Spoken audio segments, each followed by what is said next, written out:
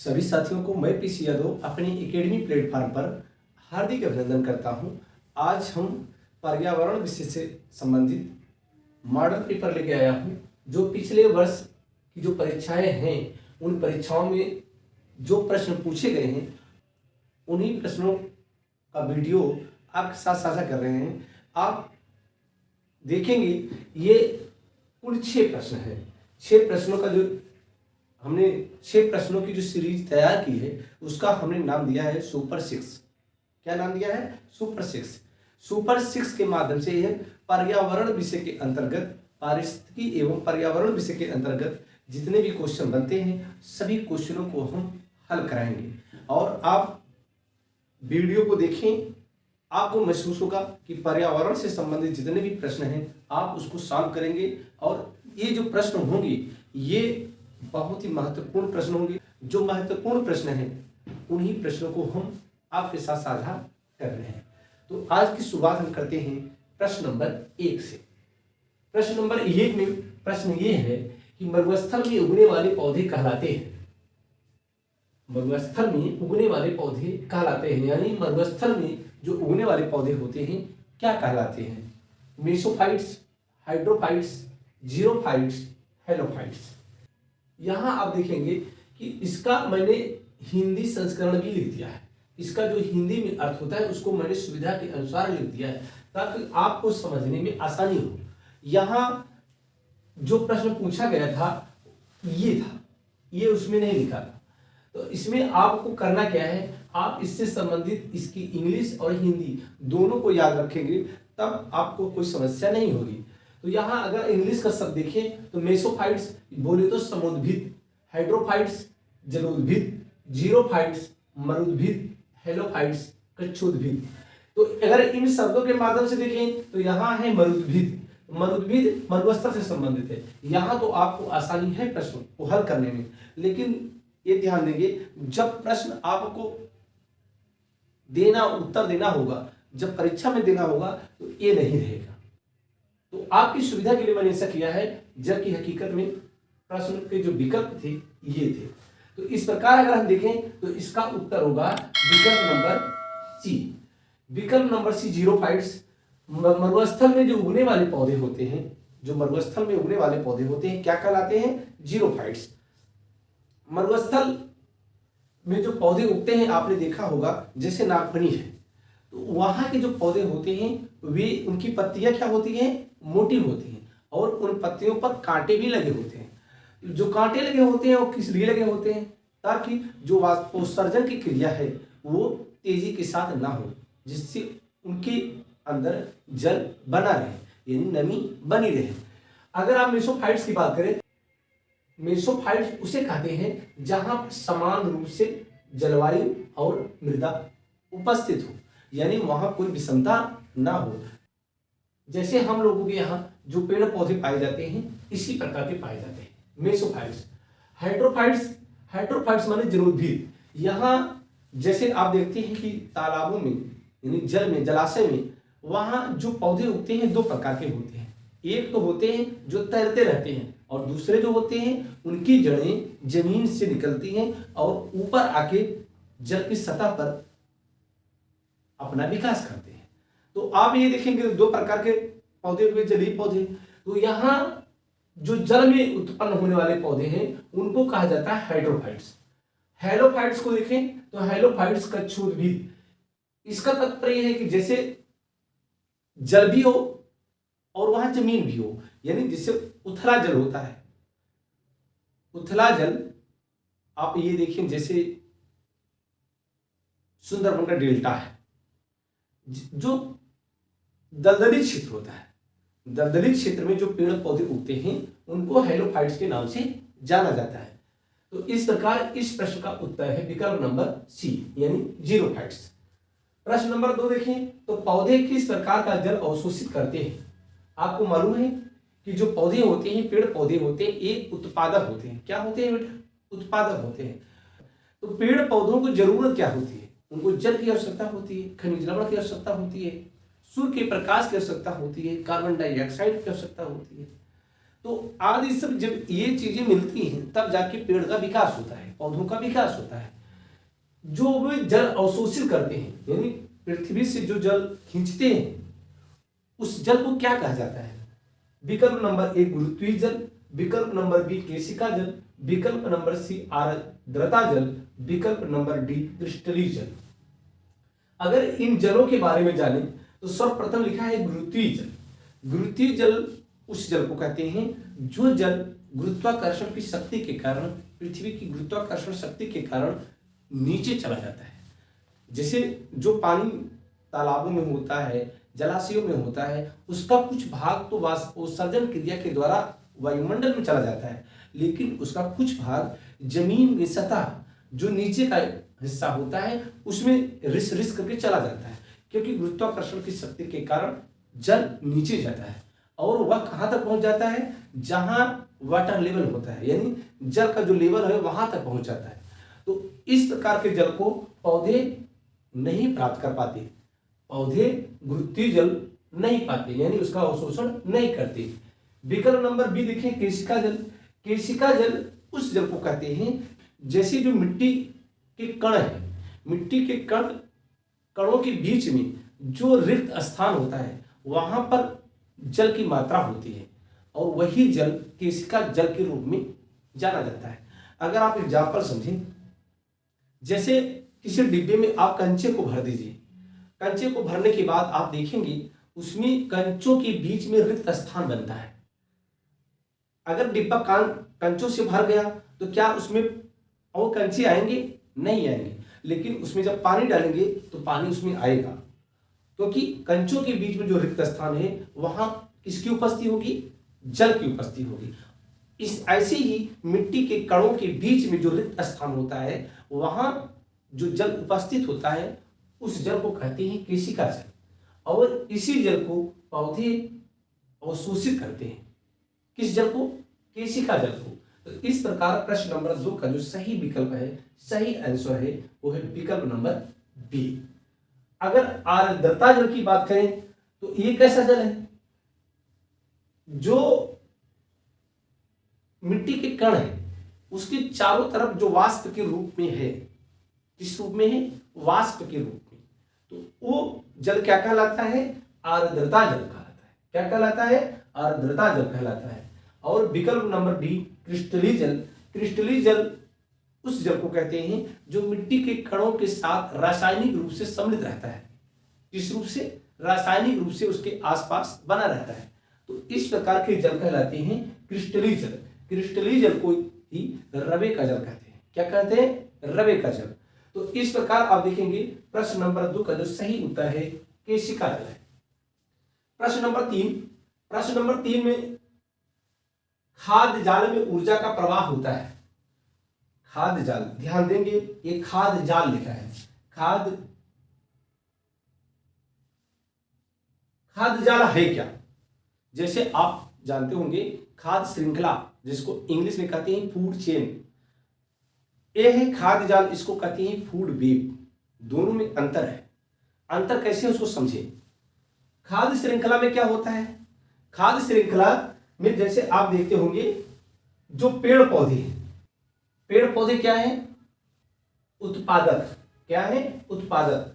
अब पेड़ पौधों को खाता है टिड्डा, टिड्डा को खाती है चिड़िया, चिड़िया को खाता है बाज। पेड़ पौधों को खाता है चूहा, चूहे को खाता है सांप, सांप को खाता है बाज। पेड़ पौधों को खाती है बकरी, बकरी को खाता है शेर, और शेर को खाती है किलनी, और किलनी को खाता है बाज। अगर आप इस फूड चेन को देखें, ये क्या है? फूड चेन है। फूड चेन में आप ये देखते हैं कि ये जो श्रृंखलाएं बनी हैं, ये तीनों श्रृंखलाएं आपस में संबंधित है, परस्पर रूप से क्या है? संबंध स्थापित कर रहे हैं। क्योंकि आप देखते हैं अंतिम रूप में बाज ही आता है। तो इस प्रकार ये तो रही खाद्य श्रृंखला। खाद्य श्रृंखला के जो पारस्परिक संबंध है आपस में जब मिल जाते हैं तो इस प्रक्रिया को कहा जाता है खाद्य जाल। क्या कहा जाता है? खाद्य जाल। अब आपको समझ में आ गया होगा कि फूड चेन क्या है और फूड वेब क्या है, यानी खाद्य श्रृंखला क्या है और खाद्य जाल क्या है। तो यहां प्रश्न यह है कि खाद्य जाल में ऊर्जा का प्रवाह होता है। जो एनर्जी ट्रांसफर होती है, जो ऊर्जा का प्रवाह होता है, वो कैसा होता है? एक दिशी होता है या द्विदिशीय होता है, चतुर्दिशीय होता है या त्रिदिशीय होता है? यानी एक दिशा में होता है या दो दिशा में होता है या तीन दिशा में होता है या चार दिशा में होता है? तो इस प्रश्न का सही विकल्प है विकल्प नंबर ए। विकल्प नंबर ए। खाद्य जाल में जो ऊर्जा का प्रवाह होता है एक दिशीय होता है। जैसे कि खाद्य श्रृंखला है, एक दिशीय हो रहा है, ऐसे ही खाद्य जाल में भी एक दिशीय होता है, लेकिन उसमें कई प्रकार के पथ बनते हैं। जैसे कि हमने बताया कि जैसे ए एक दिशीय है, ए भी एक दिशीय है, ए भी एक दिशीय है। ये पूरी प्रक्रिया क्या कहलाई? खाद्य जाल। और ये अलग अलग प्रक्रियाओं की बात करें तो ये बना खाद्य श्रृंखला। क्या बना? खाद्य श्रृंखला, यानी फूड चेन बना। अब पूरी प्रक्रिया क्या कहलाई? खाद्य जाल कहलाई। तो खाद्य जाल में जो ऊर्जा का प्रवाह होता है वो एक दिशीय होता है, यानी एक दिशा में होता है। प्रश्न नंबर 4 पे अगर हम आए, प्रश्न नंबर 4, एक खाद्य स्तर के दूसरे खाद्य स्तर में जाने पर ऊर्जा का ह्रास होता है। हमने जो इस वीडियो में प्रश्नों को आपके साथ साझा किया है, ये प्रश्न बहुत ही महत्वपूर्ण प्रश्न है। मैं चुन चुन कर ऐसे प्रश्नों को रखा हूं जो प्रश्न परीक्षाओं में पूछे गए हैं और आने वाली परीक्षाओं में संभावना है कि ये प्रश्न पूछे जाएंगे। तो इन प्रश्नों को आप ध्यान से हल करें। आप इसको ऐसा भी कर सकते हैं, जैसे हम जो प्रश्न बोलते हैं आप बीच में वीडियो को रोक करके आप उसका उत्तर सोच सकते हैं, और उसके बाद आप देखेंगे इन 6 प्रश्नों में से आपने कितने प्रश्नों का उत्तर दिया। तो प्रश्न नंबर 4 देखिए, एक खाद्य स्तर के दूसरे खाद्य स्तर में जाने पर ऊर्जा का ह्रास होता है। ये खाद्य स्तर और दूसरे खाद्य स्तर में जाने पर जो ऊर्जा का ह्रास होता है तो कितने परसेंट होता है? 20% होता है या 40% होता है या 80% होता है या 90% होता है? तो इस प्रश्न का सही उत्तर क्या होगा? जो विद्यार्थी होते हैं, जो परीक्षार्थी होते हैं, वो कहाँ कंफ्यूजन का शिकार होते हैं? 10% में और 90% में। ध्यान देना बेटा, ध्यान देना। जो 10% का सिद्धांत है ऊर्जा का, उसके जो प्रवर्तक हैं वो कौन है? लिंडेमान। लिंडेमान का मानना था एक खाद्य स्तर से दूसरे खाद्य स्तर में जाने पर जो ऊर्जा का ट्रांसफर होता है, ऊर्जा का जो एक स्थान से दूसरे स्थान पर स्थानांतरण होता है, वो कितना होता है? 10% होता है। जब 10% होगा, अब कुल होता है 100%, तो आप ये देखेंगे कितना परसेंट क्षय हुआ? 90%। कितने परसेंट? 90%। यानी ऊर्जा का ह्रास होता है 90%, लेकिन ट्रांसफर होता है अगले खाद्य स्तर में कितने परसेंट? 10%। 10% के जो जन्मदाता है, या कहिए 10% का विचार जिसने प्रतिपादित किया, उसका नाम है लिंडेमान। यहां से प्रश्न ये आता है 10% का नियम किस विचारक ने दिया? तो इसका उत्तर होगा लिंडेमान। आप इसको ऐसे देखिए, जैसे घास है। क्या है? घास। घास 100 किलोग्राम है, 100 किलोग्राम घास है। घास को खाया हिरन। कौन खाया? हिरन। और हिरन को खाया शेर। तो जो 100 किलोग्राम है, ये मानो 100 किलोग्राम क्या है? कार्बनिक पदार्थ है। क्या है? कार्बनिक पदार्थ है। जब इसको हिरन खाएगा तो इसके अंदर 10 किलो मांस बनेगा। यानी 100 किलो को खाएगा, जो 100 किलो कार्बनिक पदार्थ है, उसको खाने के बाद हिरन के अंदर कितना मांस बनेगा? 10 किलो। तो आप ये देखेंगे इन दोनों के बीच में 90 का अंतर है। यही 90% क्षय होता है, यानी ह्रास होता है। और आगे अगर देखें, इस हिरन को खाएगा शेर, तो शेर के अंदर बनेगा 1 किलो मांस। कितना बनेगा? 1 किलो मांस बनेगा। तो यहां से आप देखेंगे तो 10% ही ट्रांसफर हो रहा है, बीच में कितने परसेंट का नुकसान हो रहा है? 90% का हो रहा है।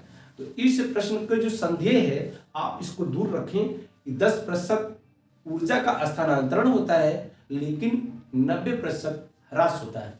प्रश्न यहाँ ये है कि एक खाद्य स्तर के दूसरे खाद्य स्तर में जाने पर ऊर्जा का ह्रास होता है, कितना होता है? 90%। इस प्रकार इस प्रश्न का सही उत्तर है विकल्प नंबर डी।